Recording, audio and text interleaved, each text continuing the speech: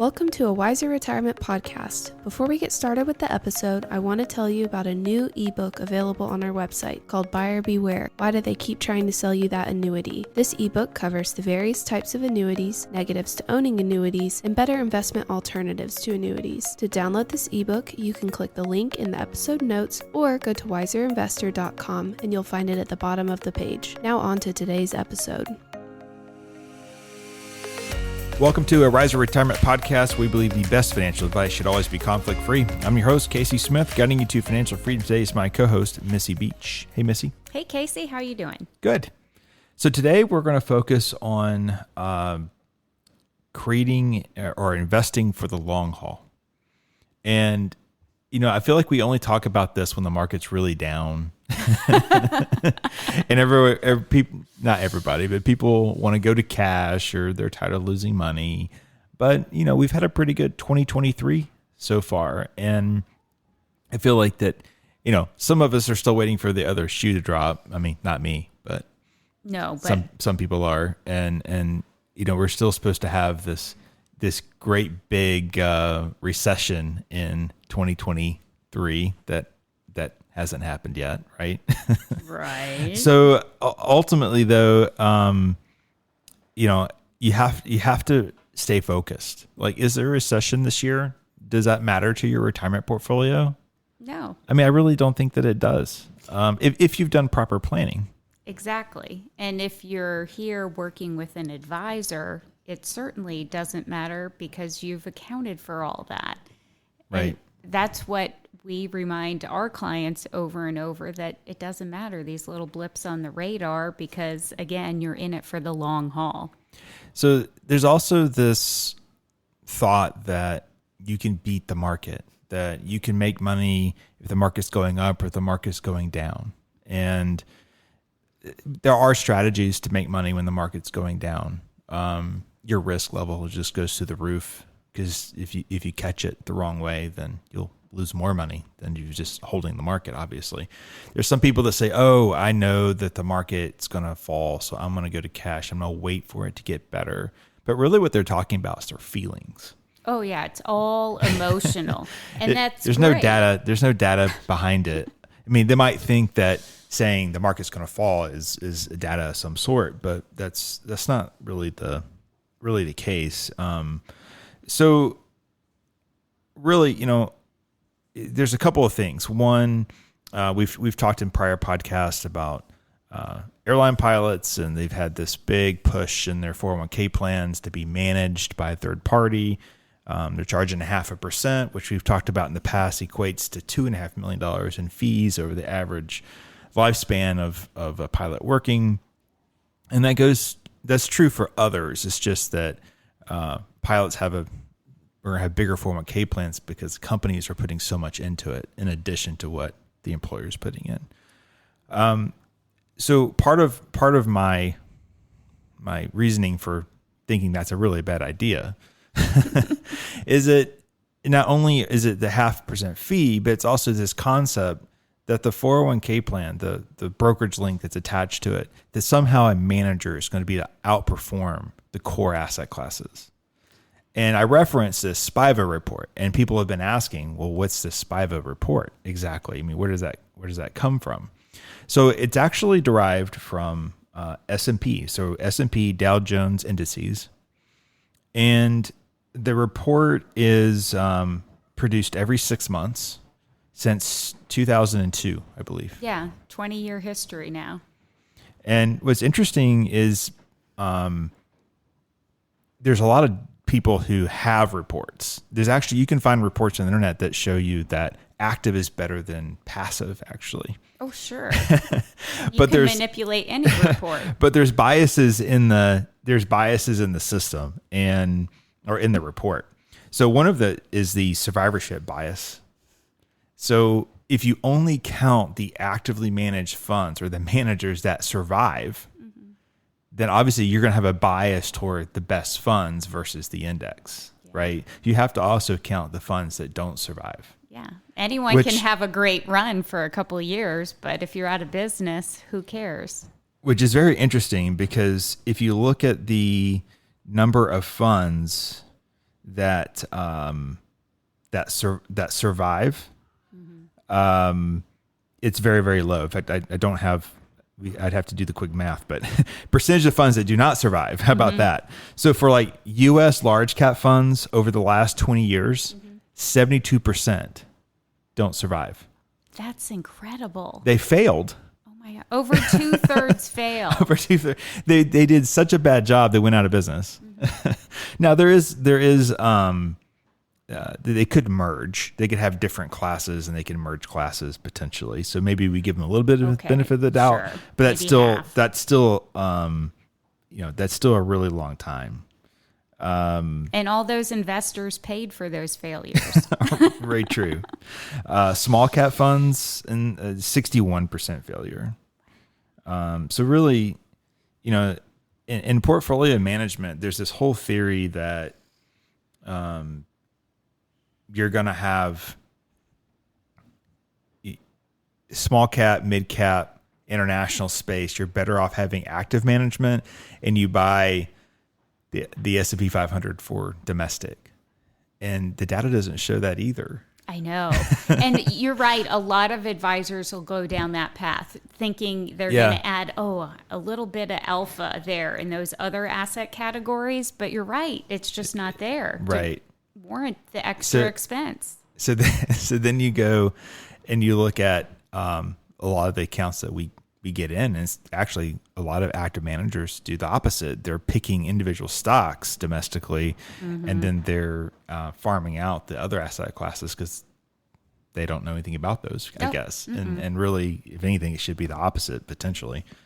So another thing is reports need to use like apples to apples comparison. So for example, if my small cap growth fund did really well over the last 3 years, and I compare that to the S&P 500, that's not a fair comparison because the companies I'm investing in my fund don't even show up on the S&P 500. Right. They're two separate asset classes. It's comparing my Ford Focus to the Maserati.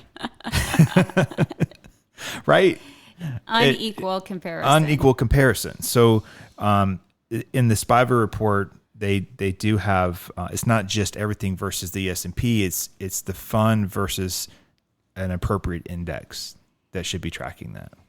Yeah. And one thing that I thought is interesting about the Spiva report is that they really tout 3 factors to show that it's very unbiased. And the first one is that it's published every 6 months. So it's got a regular schedule that all this data is run through.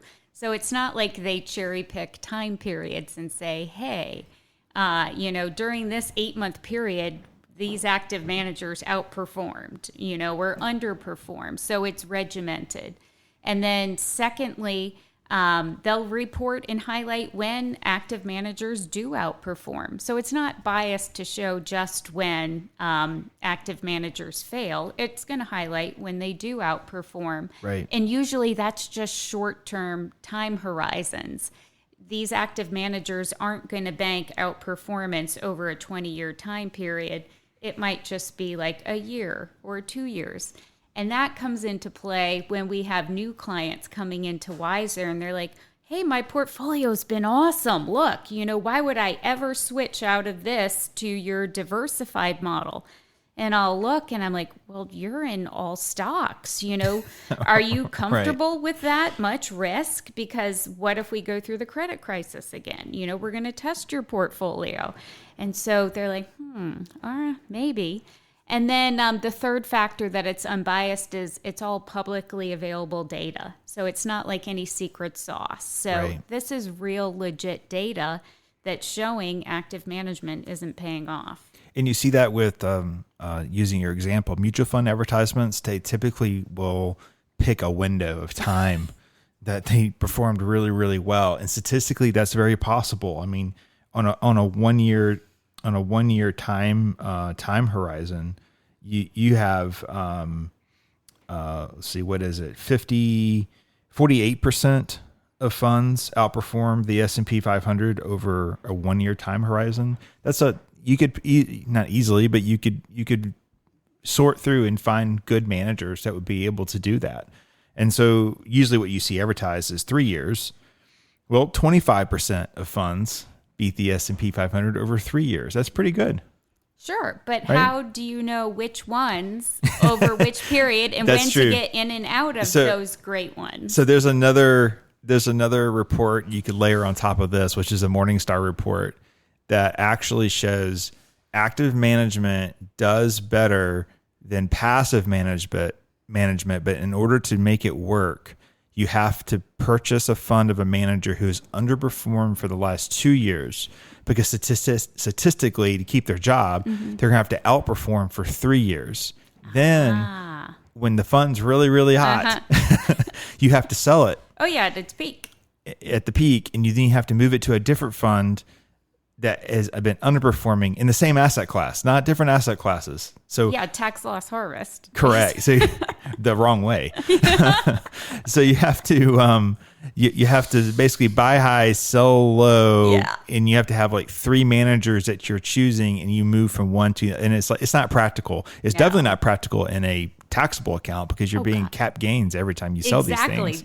Like and you then, said, and the you reverse. have to find, and you have to interview managers. No one does that. I've never talked to a retail investor that said, "Yeah, I interviewed this manager." No, it's dumb luck. Right, exactly. So yes. So to the point, you have to find the fund, then you have to keep the fund. But ultimately, though, if you look at it over a 15-year time span, and the PDF report goes into 20 years, but the graphics, and we'll put this all in our show notes. But the graphic for the 15-year time period is 6.6% managed to outperform over 15 years. Now it's getting really, really hard to find the right manager. So then it comes back to, how do we invest for the long haul? Well, I like winning. I hate losing. Right? So, I'm with ya. So in the end, you want to pick low cost index funds and get your allocation correct. So the S&P 500 should be a large portion of your investment. And then you diversify around that with foreign, small cap, real estate, right? And then you add, you can add other things like, hard real estate as your assets grow. But realistically, this is how you beat the percentages over the long term. And so what? Over 20 years, it's 2%, by the way. 2% of the managers actually beat. So over 30 plus years, we're going to have data for that eventually. And it's margins are going to get smaller and smaller. So you're going to win. It's just it's a long game. And you got to keep your costs low. The average cost of our portfolios here are 0.08%. And that's because we have one fund that is real expensive. What, the emerging markets? No. Actually, that one's really cheap. Okay. It's the Pacers ETF. Oh yeah. So it's a value play with a little bit of a twist that we added to our portfolio, hopefully to find a little kick there on the value side, because value has been sucking wind for over a decade. But ultimately, we're not deviating much from those core asset classes. Now there's some things you can do to try to juice up the portfolio. Technology fund would be a good idea. Or just maybe even leaning more toward growth for more aggressive portfolios. Even like the people that load up on value dividend stocks, they've been really disappointed for almost 15 years. Yeah, exactly. I mean, versus the overall market versus the S&P. So there's no secret sauce when it comes to investing. That's why we're a financial planning firm. Exactly. We manage assets. 90% of our revenue comes from asset management, but it's just how our world works. People pay us a percentage of assets under management, but we spend 75% of our time doing the planning and keeping people on the tracks. Exactly. And when you're talking about, over 18 years, what do you say, 2%? 2%, yeah. I think about all these clients and the fact that so many come into us and they're like, yeah, I haven't touched this account since I left that job 15 years ago. I haven't touched that account in, probably 10 years. Right. People are not keeping up with their portfolios and their allocations. So maybe even if they thought it was this great fund mix when they bought it, chances are the majority of clients are not keeping track of it and rebalancing and, researching these active funds. So it's not going to pay out. That's where the outperformance comes from is really rebalancing at the appropriate times. Yeah. And that's not occurring. No, because people really don't know when or how to do that. No, it's like the people going to cash, and I say, well, you have to be right twice. Sure, Right. You feel like something ominous might happen, and maybe you're going to go to cash now, and then maybe something doesn't happen for a whole nother year. So, yeah, technically you were right because you got out because the market might decline, but you've missed out on that opportunity cost of staying in until it went down. And then, so when are you going back in? Right. When are you pulling that trigger? And then nobody knows. When they feel good. And the problem is they feel better when the market's high again. So they missed out on the whole thing. And you don't also understand that if the market closes at Dow 30,000, it could open the next day at Dow 31,000. Good point. And so if your exit point was 30 and you're going to get back in at 30, and let's say it went down to 25 and now it's back, you're going to miss that. There's no way to capture that. Yeah. And even after market trading, you're not going to be able to capture that. It just opens higher. It's like, the product that you wanted to buy was $100, and the next day you walk in the store and it's 120, and the owner's it's like, sorry, this is today's price. Exactly. There's nothing you can do about that. So that's why I tell people, stop trying to play the game, because you don't have to play the game. And if you just stay invested for the long haul, the market has demonstrated it's going to return wealth for those that stay well diversified over the long term. Right. So if you know that historically that's occurred and we see no reason that that's going to change, don't mess with what works. Yep. And it works. It works because the S&P 500 is, I call it a self-healing index. It's ranked by market cap. You don't get on the S&P 500 unless you're approved by the committee. So it's 500 of the largest investments in the U.S. It's not the largest. So there are some large companies that don't meet the criteria. One is profitability. You have to be a profitable company.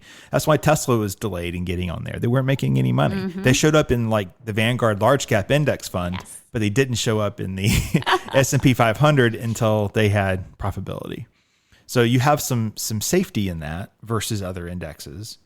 But you have to understand that, what is it, 10 years ago? I think ExxonMobil was the largest holding. It may have been 12 or 13 now. But now it's Apple. ExxonMobil is one of the smaller holdings on the S&P 500. So it's gonna be ranked. Yes, it's a little tech heavy right now, but shouldn't you be tech heavy right now? That's the world we live in. Yes, absolutely. So it gets a lot of criticism. Some people say you should equal weight it instead of market cap weight it. Equal weight works well for a time, and then it doesn't. Just like active strategies work well for a time, and it doesn't. Yeah, there's a local wealth management firm here in town that was known as the value people, dividends and value, and they almost lost their business. They underperformed so greatly for almost 5 years. People were leaving. Yeah. And finally, they were like, "Okay, maybe we need to shift our strategy a little bit, right?" And they started reworking their portfolios. But we're really just talking about the S&P 500. But if you want to look at other asset classes, for example, emerging markets, 94% of fund managers over 20 years underperformed. Oh yeah, but I feel like that's such a wild card, and that costs you so much money. Oh yeah, those are expensive. International small cap funds, which we have a sliver of our money in here, very, very tiny, but 84% underperformed. That's actually the best asset class for active managers. It would be small cap international. Just international, so the developed countries, 94% underperformed over 20 years. Global funds, those managers can invest anywhere and do anything. The Go Anywhere fund, and they all tout that. 89% underperformed over a 20-year period.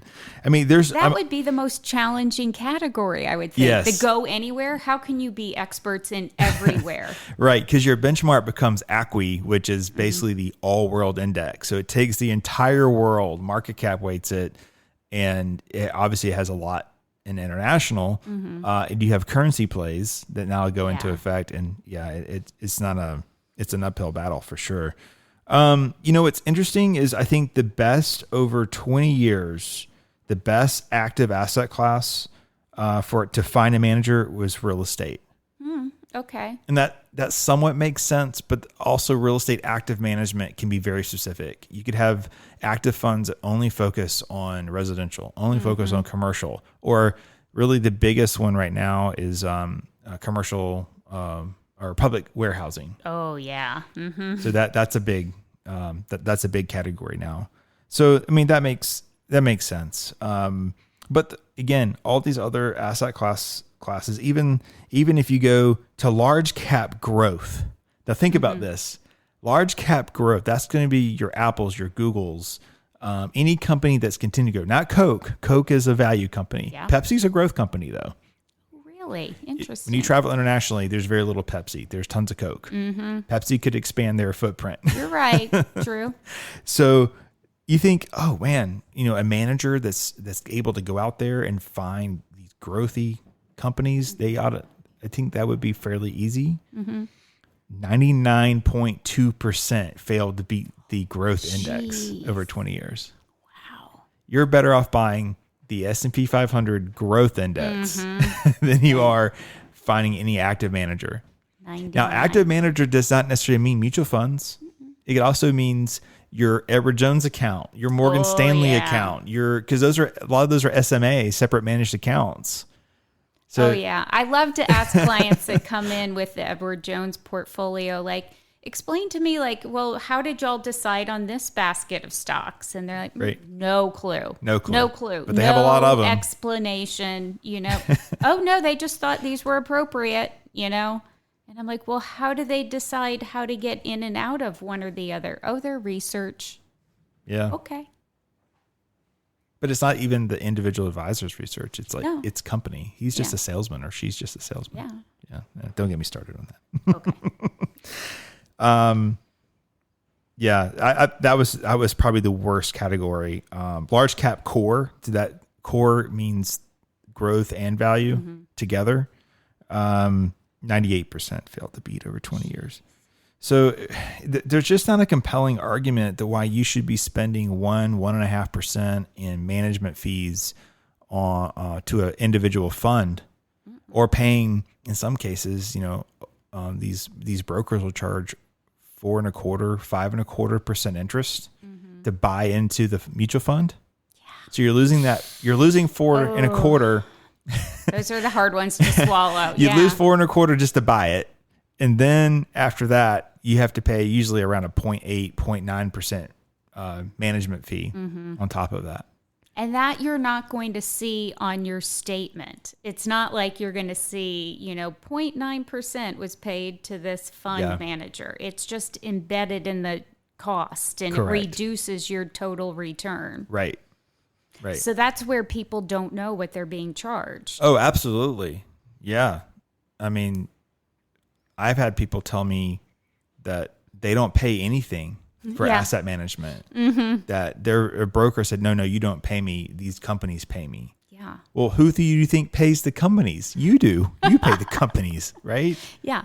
Well, and Casey, even within 401k plans, granted, they've gotten a lot better over the years. But still, we run across 401ks every now and then that just have an awful set of investment options with really expensive underlying fund fees. And so for our clients, we try to find the best of the worst, but it's still something to consider even within your 401k. Yeah, with all the class action lawsuits on 401ks, they still seem to be a lot of mid-level employers that haven't read the newspaper. I mean, it's bad. Yeah, you're right. The big corporations have gotten on board. If you're at a big company, your 401k plan is the best it's ever been. But small employers, you're right. That's where we're seeing it. Funds with still like a 1% management fee. And so we're trying to make the best Well, that's out of because the you worst. have guys like American Funds or other salesmen that come in and they say, I can give you a free 401k plan. So the company isn't paying for it. And the business owner is probably really good at whatever they do, but not so good at the finance side. Right. And they say, oh, it's a free plan. What I do, actually, those plans sometimes can be over 2% in fees, and sometimes they'll still collect the 4.25% commission if it's an old school plan, which is crazy on your 401k plan. Yeah. So that's a lawsuit waiting to happen. But what I do is when I go in with a 401k plan with a small business owner, I say, you're going to be the biggest benefactor of this plan.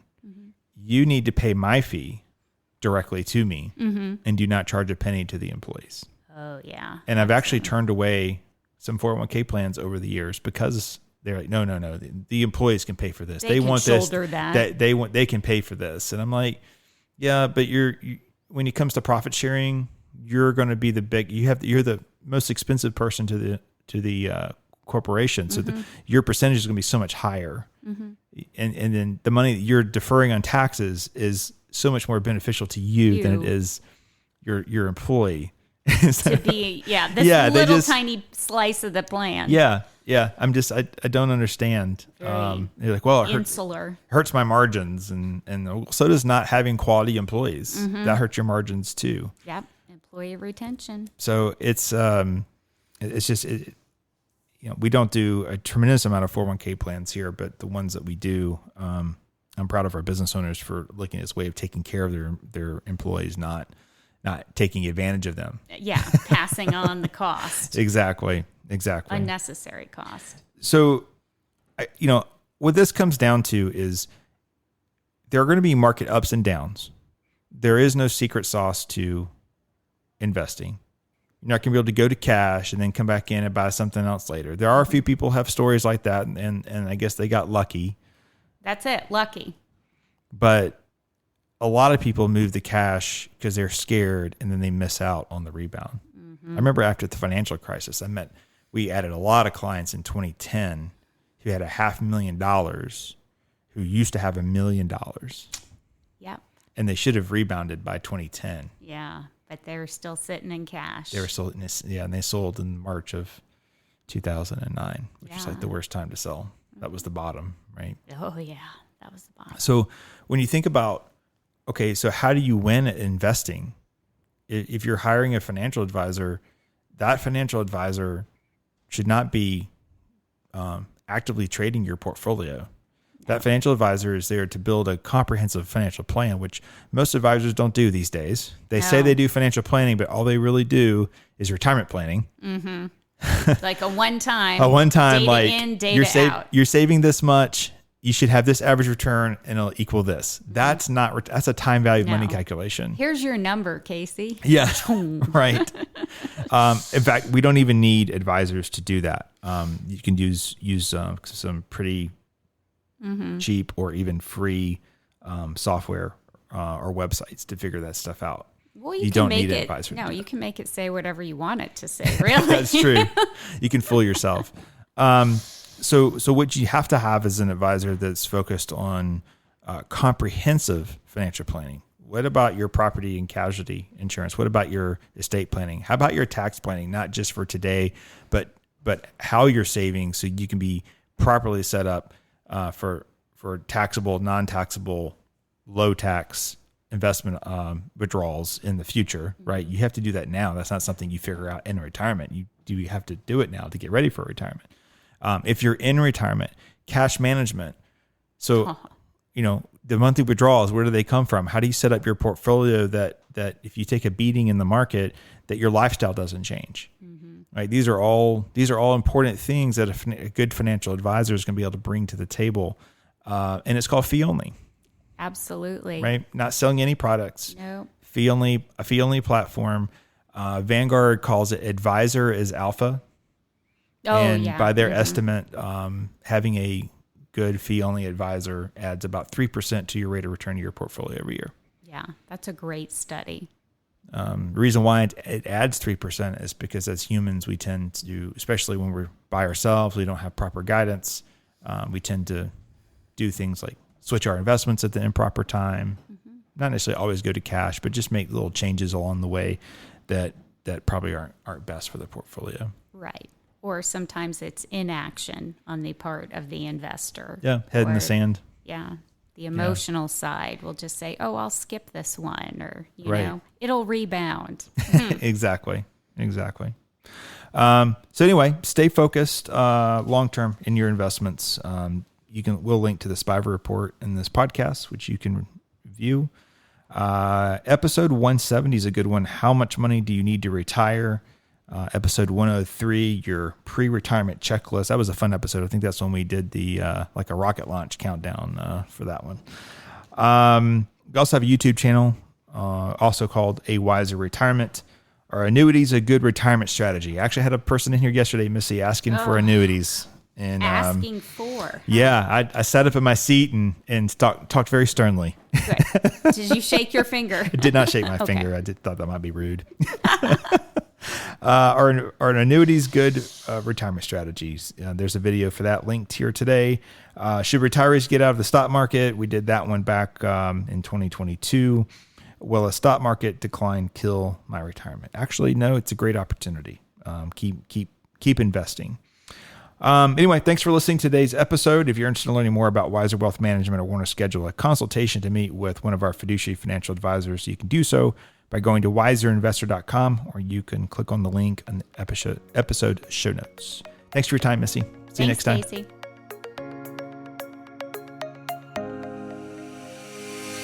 Thanks for listening to a Wiser Retirement podcast. We hope you enjoyed today's episode. Make sure to subscribe wherever you're listening. That way you don't miss any new episodes. We'd also appreciate if you could leave a rating and review. If you have any questions about anything that was discussed today, head to wiserinvestor.com and reach out. This episode was produced and edited by Ken Hoadley. This podcast is strictly for informational purposes only and is not to be considered as investment advice or a solicitation to buy or sell any financial products, securities, digital assets, or any other investment vehicles, or a basis to make any financial decisions. Wiser Wealth Management Incorporated is a registered investment advisor with the SEC. The host and/or guest may personally own securities, digital assets, or other investment vehicles mentioned on this podcast. Neither the host nor guest of the show are compensated for their participation, and no referral fees are paid to or received by any host or guest for clients, listeners, or similar interests. Investments involve risk, and unless otherwise stated, are not guaranteed. Be sure to first consult with a qualified financial advisor, tax professional, insurance professional, and/or legal professional before implementing any strategy discussed herein. Past performance is not indicative of future performance.